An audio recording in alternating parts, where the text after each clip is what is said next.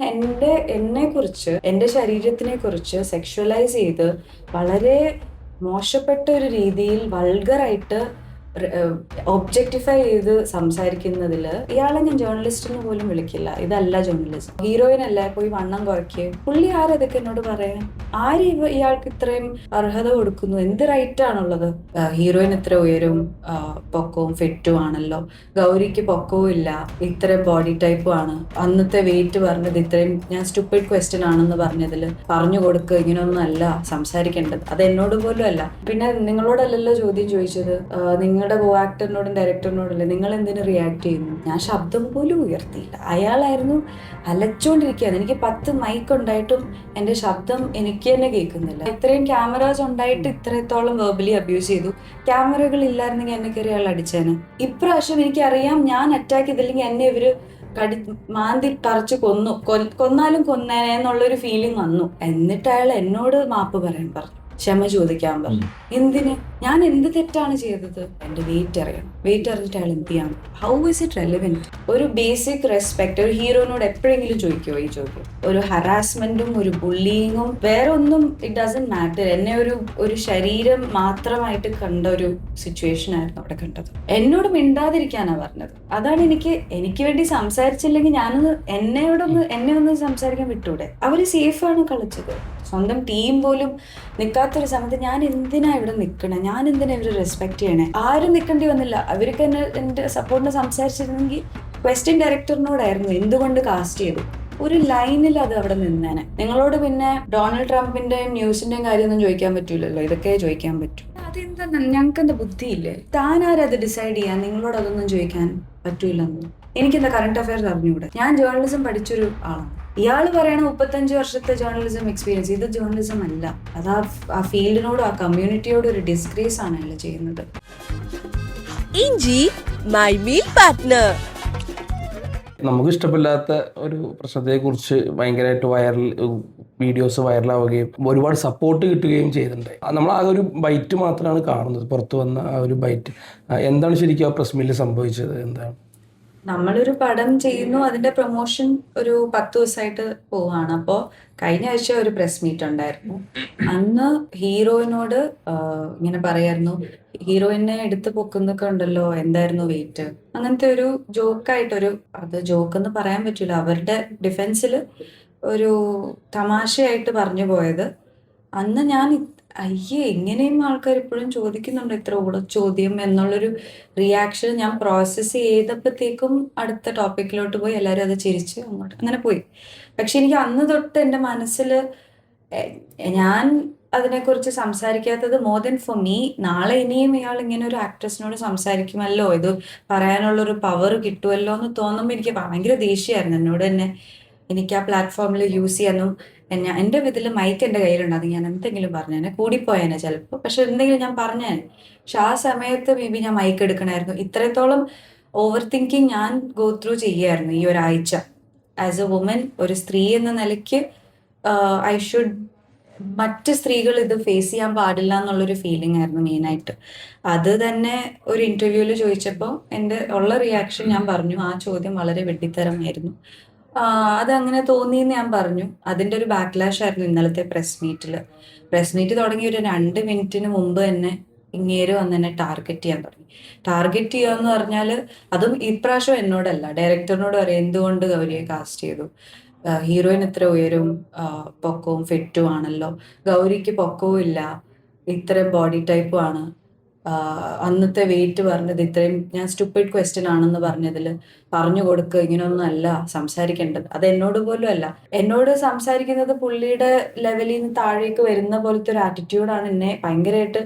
എന്നിട്ട് ഞാൻ പിന്നെ എന്താ, ഓ താനാണോ പറഞ്ഞത്, ആഹാ കുറെ, എനിക്കൊന്ന് ഇവിടെ ഒന്ന് കിട്ടാനായിട്ട് വെയിറ്റ് ചെയ്യായിരുന്നു, എവിടെയെങ്കിലും കാണുമല്ലോ. പിന്നെ നിങ്ങളോടല്ലല്ലോ ചോദ്യം ചോദിച്ചത്, നിങ്ങളുടെ കോ ആക്ടറിനോടും ഡയറക്ടറിനോടല്ലേ, നിങ്ങൾ എന്തിനു റിയാക്ട് ചെയ്യുന്നു? അതെന്തൊരു ഇതാണ്. എന്നെക്കുറിച്ച്, എൻ്റെ ശരീരത്തിനെ കുറിച്ച് സെക്ഷുവലൈസ് ചെയ്ത് വളരെ മോശപ്പെട്ട ഒരു രീതിയിൽ വൾഗറായിട്ട് ഒബ്ജക്ടിഫൈ ചെയ്ത് സംസാരിക്കുന്നതിൽ ഞാൻ പ്രതികരിക്കുന്നത് അയാൾക്ക്, അതെനിക്ക് ഒട്ടും, ഞാൻ പിന്നെ എന്നെ പറ്റി സംസാരിക്കുമ്പോൾ ഞാൻ വായും പൊട്ടിയിരിക്കണോ? ലിറ്ററലി ഒരു തുണിയൊക്കെ ഇട്ട് ഒരാളുടെ വായ പൊത്തുന്ന ഒരു ഫീലിംഗ് ആയിരുന്നു. ആ മുറിയിൽ എൻ്റെ കയ്യിൽ എൻ്റെ ഫോൺ ഉണ്ടായിരുന്നു, ഞാനൊരു ഫോട്ടോ അല്ലെങ്കിൽ വീഡിയോ എടുക്കായിരുന്നു. എൻ്റെ സൈഡിൽ നിന്നുള്ള പെർസ്പെക്റ്റീവ് നിങ്ങൾ ആ സൗണ്ട് കണ്ടു കാണും. പക്ഷെ ഒരു ഹറാസ്മെന്റ് ആയിരുന്നു സത്യത്തിൽ അവിടെ നടന്നത്. ആ ഒരു ചോദ്യത്തിൽ ഞാൻ ആദ്യം തമാശയിൽ തുടങ്ങി താനാണോ, പിന്നെ പുള്ളി അങ്ങ് തുടങ്ങി ഹീറോയിൻ അല്ലേ പോയി വണ്ണം കുറയ്ക്കുക. പുള്ളി ആരതൊക്കെ എന്നോട് പറയാൻ? ഇയാൾക്ക് ഇത്രയും അർഹത കൊടുക്കുന്നു? എന്ത് റൈറ്റ് ആണുള്ളത്?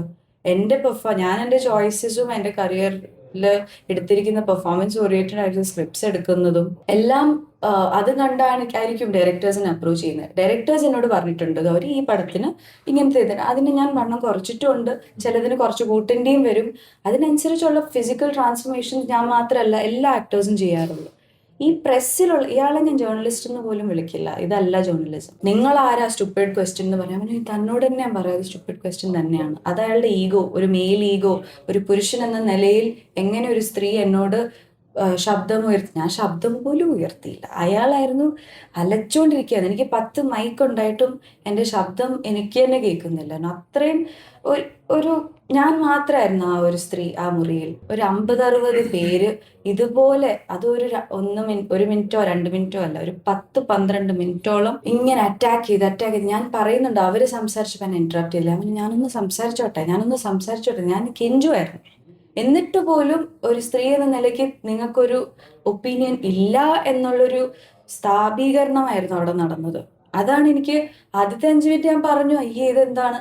പിന്നെ ആരും എൻ്റെ സൈഡിലില്ലല്ലോ, ഞാൻ പറയുന്നത് തെറ്റാണോ? അങ്ങനെ നമ്മൾ ചിന്തിച്ചു പോകും. അത്രയും ക്യാമറ അവിടെ ഉണ്ടായിട്ടും ഇതായിരുന്നു റിയാക്ഷൻ. അവിടെ ക്യാമറ ഇല്ലായിരുന്നു. ആരും പ്രതികരിച്ചില്ല. ഇത്രയും ക്യാമറാസ് ഉണ്ടായിട്ട് ഇത്രത്തോളം വെർബലി അബ്യൂസ് ചെയ്തു.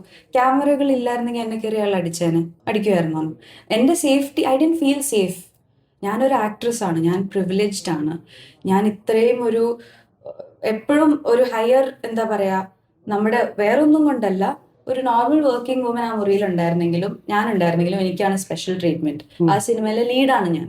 എന്നെ തന്നെ പബ്ലിക്കായിട്ട് ഇത്രത്തോളം ഷെയിം ചെയ്യാൻ പറ്റുന്ന ഒരു ആറ്റിറ്റ്യൂഡുള്ള ആൾക്കാർ അവിടെ ഒന്നും ഇല്ലായിരുന്നെങ്കിൽ ഞാൻ തന്നെ അറ്റാക്ക് മോഡിലായി പോയി. മുമ്പത്തെ പ്രസ് മീറ്റിൽ ഞാൻ ഫ്രീസ് ആയിപ്പോയി. ഞാൻ വായിച്ചിട്ടുണ്ട് മെന്റലി നമ്മൾ വളരെ ആങ്സൈറ്റിയോ സ്ട്രെസ്സോ ഫേസ് ചെയ്യുമ്പോൾ ഒന്നില്ലെങ്കിൽ നമ്മൾ ഫ്രീസ് ആവും. അതായിരുന്നു കഴിഞ്ഞ ആഴ്ച നടന്നത്. ഇതെന്താ നടന്നത് പ്രോസസ്സ് ചെയ്തില്ല. ഇപ്രാവശ്യം എനിക്കറിയാം ഞാൻ അറ്റാക്ക് ചെയ്തില്ലെങ്കിൽ എന്നെ ഇവര് മാന്തി പറിച്ച് കൊന്നാലും കൊന്നേനെ എന്നുള്ളൊരു ഫീലിംഗ് വന്നു മെന്റലി. അങ്ങനെ അത്രത്തോളം ഞാൻ കൊടുത്ത മര്യാദ എന്നോട് തന്നില്ല. എന്നിട്ട് അയാൾ എന്നോട് മാപ്പ് പറയാൻ പറഞ്ഞു, ക്ഷമ ചോദിക്കാൻ പറഞ്ഞു. എന്തിന്? ഞാൻ എന്ത് തെറ്റാണ് ചെയ്തത്? ഞാൻ എൻ്റെ ജോലി ശരിക്കും ചെയ്തു. ഷൂട്ടിങ്ങും പ്രിപ്പറേഷനും. ഞാനിതിലൊരു ഡോക്ടറാണ്, മെഡിക്കൽ ത്രില്ലറായിട്ട്. അപ്പൊ തന്നെ നിങ്ങൾക്ക് ഊഹിക്കാം ഒരു ഡോക്ടറിന്റെ ക്യാരക്ടർ എത്രത്തോളം ഇമ്പോർട്ടൻ്റ് ആയിരിക്കുന്നു. അതിനെക്കുറിച്ച് ഒന്നും അയാൾക്ക് അറിയണ്ട. എൻ്റെ വെയിറ്റ് അറിയണം. വെയിറ്റ് അറിഞ്ഞിട്ട് അയാൾ എന്ത് ചെയ്യാം? How is it relevant? ഇതൊക്കെ ഇങ്ങനത്തെ സിറ്റുവേഷൻസ് വരുമ്പോഴാണ് എൻ്റെ ഫീൽഡിനെ തന്നെ ഞാൻ ക്വസ്റ്റ്യൻ ചെയ്യുന്നത്. എന്തിനാണ് നമ്മൾ ഇത്ര കഷ്ടപ്പെടുന്നത്? ഇത്രയും നാൾ നമ്മൾ വീട്ടിലും ഇല്ലാതെ നമ്മുടെ ഫാമിലിയുടെ കൂടെ ഇല്ലാതെ സഞ്ചരിച്ച് ട്രാവൽ ചെയ്ത് ഔട്ട്ഡോർ ഷൂട്ട് അതും ഇതും എല്ലാം ടു ഗെറ്റ് ദിസ്. ഒരു ബേസിക് റെസ്പെക്ട് ഒരു ഹീറോനോട് എപ്പോഴെങ്കിലും ചോദിക്കുമോ ഈ ചോദ്യം? ആദ്യത്തെ ഒരാഴ്ച മുമ്പ് നടന്നെന്ന് പറഞ്ഞില്ലേ, ഈ പുള്ളി തന്നെയാണോ ഇങ്ങനെ ടാർഗറ്റ് ചെയ്തിട്ട് ചെയ്യണത്? അങ്ങനെ തോന്നി? അന്ന് എല്ലാം ഇരുട്ടായിരുന്നു. പിന്നെ ഒരു കാര്യമുണ്ടല്ലോ, ക്യാമറയുടെ മുന്നിലും ഒരു സ്റ്റേജിൽ ലൈറ്റ് വരുമ്പം ഇരുട്ടായിരുന്നു. എനിക്ക് അത് അയാൾ ആരാന്ന് അറിഞ്ഞൂടാ. അത് എനിക്ക് വേണമെങ്കിൽ ആ ഇൻഫർമേഷൻ എടുക്കായിരുന്നു. പിന്നെ I decide to let go of it. ഇന്ന് അയാൾ തന്നെ പറഞ്ഞത്, അന്ന് ഞാൻ ചോദിച്ച ചോദ്യത്തിന് സ്റ്റുപ്പിഡെന്ന് വിളിച്ചല്ലോ, അപ്പോഴാണ് താനാന്നല്ലേ. ഇന്ന് അയാൾ ഓൾറെഡി ഡിസൈഡ് ചെയ്തു. പടത്തിന്റെ ഇന്റർവെലിന്റെ സമയത്ത് കോഫി എല്ലാവരും കുടിക്കുന്ന ബ്രേക്കിൽ അയാൾ പറഞ്ഞത് ഇത് എന്റെ പ്രിയാറോസ് കേട്ടു, ഇങ്ങനെ ചോദിക്കും എന്നുള്ളൊരു കാര്യം ഉണ്ടായിരുന്നു. പിന്നെ കോയമ്പത്തൂരിലെ ഒരു കേസ് നടക്കുന്നുണ്ട്. അപ്പൊ പിയാറോസ് വന്നിട്ട് ഇങ്ങനെ ചോദിച്ചു, അന്ന് ഇന്റർവ്യൂല് പറഞ്ഞത് അവര് കുറച്ച് ഇതാണ്, ചിലപ്പോൾ ചോദിച്ചെന്നിരിക്കും. പിന്നെ കോയമ്പത്തൂരിന്റെ കാര്യമായിരിക്കും ചോദിക്കുന്നതെന്ന് വിചാരിച്ചു. എന്തൊക്കെ പറഞ്ഞാലും ഇങ്ങനത്തെ ഒരു സിറ്റുവേഷനിൽ എത്ര ഒരാളെ പ്രിപ്പയർ ചെയ്താലും പ്രിപ്പയർഡ് ആവില്ല. അതുപോലത്തെ ഒരു സിറ്റുവേഷൻ അല്ലായിരുന്നു എൻ്റെ ചുറ്റും. എനിക്ക് ഒരു തരത്തിലൊരു വോയിസ് ഇല്ലാതെ ആക്കുന്നത് ഒരു ഹറാസ്മെന്റും ഒരു ബുള്ളിങ്ങും വേറെ ഒന്നും ഇറ്റ് ഡസന്റ് മാറ്റർ. എന്നെ ഒരു ശരീരം മാത്രമായിട്ട് കണ്ട ഒരു സിറ്റുവേഷൻ ആയിരുന്നു അവിടെ കണ്ടത്. കൂടെ ഉള്ളവരുടെ റിയാക്ഷൻ ഉണ്ടായിരുന്നു? ഈ പറഞ്ഞ പ്രസ് മീറ്റില് ഗൗരി ഒറ്റയ്ക്കല്ലായിരുന്നല്ലോ, അപ്പൊ ആ കൂടെയുള്ള ക്രൂവിന്റെ എന്തായിരുന്നു അവര് എന്താ റിയാക്ഷൻ? അവരൊന്നും ചെയ്തില്ലായിരുന്നു. അവര് പ്രതികരിച്ചില്ല. അവരെല്ലാരെയും കൂൾ ഡൗൺ ചെയ്യാനുള്ളൊരു ഇതിലായിരുന്നു. എൻ്റെ ടീമിലെ അവര് ഒരു 10 ഇത്രയും എക്സ്റ്റെൻഡ് ചെയ്യുക, അവർക്കൊരു ടൈം ലിമിറ്റ് ഉള്ളതുകൊണ്ട് തന്നെ അടുത്തതിലേക്ക് പോവാന്നുള്ളൊരു, അവരോടും മിണ്ടാതിരിക്കാൻ പറയുന്നുണ്ട്. അയാള് അലയ്ക്കുന്നുണ്ട്, കേൾക്കുന്നില്ല. എന്നോട് മിണ്ടാതിരിക്കാനാ പറഞ്ഞത്. അതാണ് എനിക്ക് വേണ്ടി സംസാരിച്ചില്ലെങ്കിൽ എന്നെ ഒന്ന് സംസാരിക്കാൻ വിട്ടൂടെ? ഞാൻ പറഞ്ഞു, നിങ്ങൾ എന്തിനാ എന്നെ സൈലൻസ് ചെയ്യണേ? ഇവിടെ ഞാനാണ് വിക്ടിം, എന്നെയാണ് ഈ പെർപെട്രേറ്റേഴ്സ് എല്ലാവരും ഇതാക്കുന്നത്. നിങ്ങൾ ഇതെപ്പോഴും ഒരു classic example of victim blaming ആയിരുന്നു. കുറച്ച് അവരത് ഇന്റൻഡ് ചെയ്തതല്ല. അത് കഴിഞ്ഞ് വന്ന് സംസാരിച്ചു. അവര് സേഫാണ് കളിച്ചത്. അത് കഴിഞ്ഞ് എന്നോട് വന്ന് ക്ഷമ ചോദിച്ചു, മാപ്പ് ചോദിച്ചു. ഇങ്ങനെ ഫസ്റ്റ് മൂവി ആയതുകൊണ്ടും എന്തൊക്കെയാണെങ്കിലും ഞാൻ പറഞ്ഞത് ഒന്നേ ഉള്ളൂ, നമ്മളൊരു ടീമാണ്. എനിക്ക് അവിടെ ഒരു ടീമായിട്ട് തോന്നിയില്ല. ഞാൻ അവിടെ ഒറ്റപ്പെട്ടു. ഇൻഫാക്ട് ഒരു തന്നെയുള്ളൊരു സ്ത്രീ ഉള്ള നിലയിൽ അതിലും കൂടുതൽ റെസ്പെക്ട് കൊടുക്കേണ്ട ഒരു സിറ്റുവേഷനിൽ എന്നെ പിടിച്ച് അത് അവരെല്ലാരും കണ്ടുകൊണ്ടിരുന്നു. അല്ലാതെ അപ്പോ ഞാൻ ഇത് റോൾസ് റിവേഴ്സ്ഡ് ആയിരുന്നെങ്കിൽ, ഇത് എന്റെ ഫസ്റ്റ് മൂവി. ഫോർ ഇൻസ്റ്റൻസ് 96ന്റെ പ്രസ് മീറ്റിൽ എന്റെ കൂടെ അഭിനയിച്ച ആളെ ഇങ്ങനെ അറ്റാക്ക് ചെയ്താൽ ഞാൻ പ്രതികരിച്ചാനെ. അത് ഒരു തരത്തിലുമുള്ള ഒരു ഡിഫെൻസ് അല്ല. ഇപ്പൊ നിങ്ങൾ റോഡിൽ ഒരു പട്ടിയെ കൊല്ലുന്നത് കണ്ടാൽ നമ്മൾ നിൽക്കുക. അത് തെറ്റാണെന്ന് ആരും പറഞ്ഞു തരേണ്ട ആവശ്യമില്ലല്ലോ. അത് തെറ്റാണെന്നൊരു കോമൺ സെൻസ് മതി. ഗൗരി പറഞ്ഞ പോലെ തന്നെ ഈ ഇൻഡസ്ട്രി നടക്കുന്ന ഒരു കാര്യമായാലും വാർത്തയായാലും ഹെയ്റ്റിന് കുറച്ചും കൂടെ പ്രാധാന്യം, കുറച്ചുകൂടി റീച്ച് കിട്ടുന്ന ഒരു സമയമാണ് നമ്മൾ കടന്നു പോകുന്നത്. ഗൗരിക്ക് തോന്നുന്നുണ്ടോ ഇത് അവര് ഹെയ്റ്റിന് വേണ്ടിയിട്ട് മനഃപൂർവ്വം ഗൗരിന്റെ അടുത്ത് ചോദിച്ചതായിരിക്കാമെന്ന് ഗൗരിക്ക് തോന്നുന്നുണ്ടോ? ആ ഒരു റീച്ചിന് വേണ്ടിയിട്ടായാലും ആയിരിക്കാം. വളരെ ഹേറ്റ്ഫുൾ ആയിട്ടുള്ളൊരു കൾച്ചറാണ് ഇപ്പോൾ. പക്ഷെ എനിക്ക് ഈ സ്പെസിഫിക് ഇൻഡിവിജ്വലിനെ പറ്റി പുള്ളി മൈൻഡിൽ അയാൾക്ക് ഇത് നോർമലാണ്. അയാളുടെ ഒരു കോമഡി ആയിട്ട് എന്തിനു നീ പ്രതികരിക്കുന്നതെന്നുള്ളൊരു ആറ്റിറ്റ്യൂഡാണ്. ഞങ്ങൾ ഖുഷ്ബുവിനെയും സരിതയും പോലത്തെ ആക്ട്രസസിനെ സെലിബ്രേറ്റ് ചെയ്തിട്ടുണ്ടല്ലോ. ഞാൻ പറഞ്ഞു, അയാൾ കാരണമല്ല അവരവിടെ എത്തിയത്. ഈ ഒരു എൻടൈറ്റിൽഡ് ബിഹേവിയർ എന്തോ അയാൾ സമ്മതിച്ചത് കൊണ്ട് ഇവർ ആ ഒരു നിലയിലെത്തി. അവരുടെ സ്വന്തം കഴിവും കഷ്ടപ്പാടും പെർസിവിയറൻസും എല്ലാം എങ്ങനെ ക്രെഡിറ്റ് എടുക്കാൻ പറ്റും? ഇത് തരം എന്നെ ബാൻ ചെയ്യും എന്നുള്ളൊരു ഇതാണ്. അപ്പം അടക്കിവാസി ഇവിടെ പറയുന്ന ഒരു സ്ലാങ് ആണ്. അപ്പോ ഹേറ്റ് തന്നെയാണ്. ഇപ്പൊ ക്ലിക്ക് ബേറ്റിനായാലും ഗൗരി റിയാക്ടിങ് എന്നൊക്കെ പറയുന്നതിന് കൂടുതൽ ഒരു ഇതുണ്ടാവും. പക്ഷെ ഈ സിറ്റുവേഷനിൽ I am very grateful. Media support ആയാലും പ്രസ് ആണെങ്കിലും പബ്ലിക് യുനാനിമസ്ലി എൻ്റെ സപ്പോർട്ടിലാണ്. അതിൽ തന്നെ നമുക്ക് അറിയാൻ പറ്റുന്നുണ്ട് സൊസൈറ്റിയിൽ കാര്യങ്ങൾ മാറുന്നുണ്ട്. പണ്ട് ഓക്കെ ആയി പോയ പല കാര്യങ്ങളും ഇപ്പോൾ ഓക്കെ അല്ല. ഇപ്പം ഇതിന് ശേഷം ഇപ്പം നമ്മുടെ അമ്മ സംഘടനയൊക്കെ സപ്പോർട്ട് ചെയ്തിട്ട് പോസ്റ്റുകളും അല്ലെങ്കിൽ അങ്ങനെ ആരെങ്കിലും വിളിച്ചായിരുന്നോ നേരിട്ട്? എനിക്ക് കുറെ കോൾസ് വന്നിട്ടുണ്ട്. എനിക്കതൊന്നും റെസ്പോണ്ട് ചെയ്യാനുള്ള സമയം കിട്ടിയിട്ടില്ല. അമ്മയുടെ സൈഡിൽ നിന്നുള്ള സപ്പോർട്ടാണെങ്കിലും ഇവിടുത്തെ ചെന്നൈ പ്രസ് ക്ലബ് ഇന്ന് രാവിലെ തന്നെ ഒരു സ്റ്റേറ്റ്മെന്റ് റിലീസ് ചെയ്തു. അത് വളരെ കട്ട് ത്രൂട്ട് ആയിട്ടുള്ള, ഒട്ടും ഡിപ്ലോമാറ്റിക് അല്ലാത്തൊരു സപ്പോർട്ടാണ്. അപ്പൊ ഇങ്ങനത്തെ ഒരു കാര്യങ്ങൾ നടക്കുമ്പോൾ ഈ ഒരു കാര്യം ട്രിവിയലൈസ് ചെയ്യപ്പെടില്ല എന്നുള്ളൊരു പ്രൂഫാണ് എല്ലാവർക്കും നൽകുന്നത്. അതുകൊണ്ട് I am very very very grateful. എനിക്ക് അവിടെ ഒരു തനിമ, ഒരു ലോൺലി അല്ലെങ്കിൽ ഐസൊലേറ്റഡ് ആയിട്ട് ഫീൽ ചെയ്യപ്പെട്ടതെല്ലാം ഒരു 100 ഇരട്ടി എനിക്ക് കോമ്പൻസേറ്റ് ചെയ്ത് തന്നു. ഫ്രം ഇങ്ങനത്തെ റെഗുലേറ്ററി ബോഡീസ് ആയിക്കോട്ടെ, മീഡിയ ആയിക്കോട്ടെ, ഇൻഡസ്ട്രിയിലെ ആർട്ടിസ്റ്റ്സും ടെക്നീഷ്യൻസും, ഫ്രം എവ്രിവെയർ, പബ്ലിക്. സോ അന്ന് എനിക്ക് ഇന്നലെ തോന്നി ഞാൻ എന്തോ തെറ്റാണോ ഞാൻ പറയുന്നത്. നമ്മൾ അങ്ങനെ ഒരാളെ ഒറ്റപ്പെടുത്തുമ്പോൾ ഞാൻ പറയുന്നത് ശരിയല്ലേന്ന് ഞാൻ ചിന്തിച്ചു പോയി. പക്ഷെ ഇതൊക്കെ കേൾക്കുമ്പോൾ ഐ ഹാവ് നോ റിഗ്രറ്റ്സ്. ഞാൻ ചെയ്തത് ശരിയാണെന്ന് എനിക്കിപ്പോൾ മനസ്സിലായി. അപ്പോൾ ആ സമയത്ത് പ്രതികരിക്കാൻ നമുക്കൊരു ഊർജം അല്ലെങ്കിൽ ഇപ്പം നമ്മളിപ്പോൾ പ്രതികരിക്കാതിരുന്നാൽ ചിലപ്പോൾ ഇത് പ്രശ്നം സോൾവ് ആയി പോവില്ല എന്നൊരു മൈൻഡ് നമുക്ക് തോന്നാം. പക്ഷേ ഗൗരി ആ സമയത്ത് പ്രതികരിക്കാൻ കാണിച്ചൊരു മനസ്സുണ്ടല്ലോ, ആ ഒരു ധൈര്യം, അതെങ്ങനെ പെട്ടെന്ന് മുൻകൂട്ടി മനസ്സിൽ എന്തെങ്കിലും ചോദിച്ചാൽ പ്രതികരിക്കണം തോന്നിയിട്ടുണ്ടാണോ അങ്ങനെ തോന്നിയത്? ഒരിക്കലും അല്ല.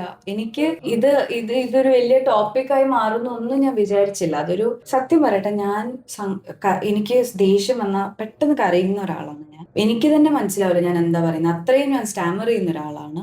പലതും കമ്മ്യൂണിക്കേറ്റ് ചെയ്യാതെ അങ്ങ് ബ്രേക്ക് ഡൗൺ ആവുന്ന ഒരാളാണ്. ഇന്നലെ ആ വീഡിയോ അത് കഴിഞ്ഞ് ഞാൻ കണ്ടപ്പോൾ ഞാൻ തന്നെയാണോ ഇത് പറഞ്ഞത്? അത് ശരിക്കും ഞാൻ ഓണസ്റ്റ് ആയിട്ട് പറയാണ്, എനിക്ക് ദൈവത്തിന്റെ അവിടെ നിന്ന് ഒരു എനർജി വന്ന പോലെ. I think this was meant to happen in a way. Usually even എൻ്റെ അമ്മയും അച്ഛനും ചേട്ടനും എൻ്റെ ലവ്ഡ് വൺസ് ഉള്ള സ്ഥലത്ത് തന്നെ എനിക്ക് ചിലപ്പോൾ സംസാരിക്കാൻ പറ്റാത്തത്, ഇത്രയും ഒരു സിറ്റുവേഷൻ എനിക്ക് പറയാൻ പറ്റിയത് ശരിക്കും ദൈവത്തിന്റെ അനുഗ്രഹം തന്നെയാണെന്ന് ഞാൻ പറയത്തുള്ളൂ.